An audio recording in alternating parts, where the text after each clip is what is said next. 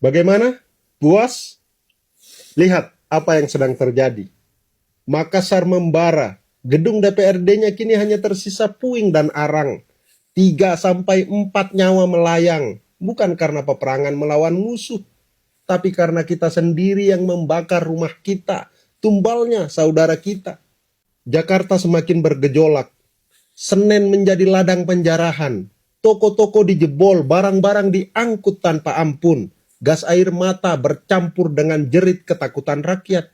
Bandung, Medan, Surabaya, Yogyakarta, Bengkulu, dan daerah-daerah lainnya, semuanya menyala dengan api dan amarah. Saudaraku, bukankah ini yang diinginkan para provokator itu? Inilah tujuan dari akun-akun anonim yang setiap hari menebar kebencian dan hasutan di media sosial. Mereka ingin kita marah buta. Mereka ingin kita kehilangan akal sehat kita. Mereka ingin bangsa ini hancur dari dalam. Dan harus kita akui, mereka berhasil. Mereka berhasil mengubah suara hati rakyat menjadi bara kerusuhan. Kita menuntut keadilan, kita menuntut kesejahteraan. Tapi apa yang kita lakukan sekarang? Kita justru memberi mereka kemenangan. Kita membakar fasilitas kita sendiri, kita menghancurkan ruang hidup kita sendiri. Kita menjarah toko tetangga kita sendiri. Dan akhirnya, kitalah yang akan paling merasakan pedihnya akibat perbuatan kita sendiri. Percaya atau tidak, investor sudah melihat semua ini. Mereka yang tadinya siap menanam modal, menciptakan pekerjaan, kini mungkin berpikir ulang. Bahkan mungkin sudah ada yang bersiap angkat kaki. Apa artinya? Lapangan kerja kita akan semakin sempit, ekonomi akan semakin terpuruk, dan jangan kaget bila PHK massal segera menyusul. Ini bukan ancaman, ini kenyataan pahit yang akan kita telan jika situasi ini terus dibiarkan. Sadarlah, jangan biarkan kita jadi pion dalam permainan orang-orang yang bersembunyi di balik layar. Mereka menyalakan api, tetapi kitalah yang terbakar.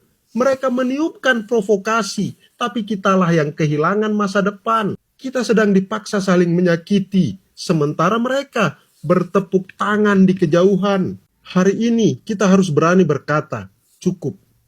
Kita boleh marah, kita boleh menuntut hak, tapi jangan sampai kita hancurkan diri kita sendiri.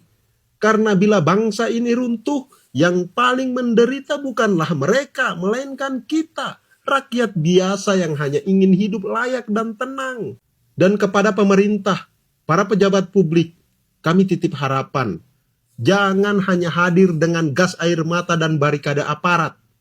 Hadirlah dengan langkah yang menenangkan, bukan menakutkan.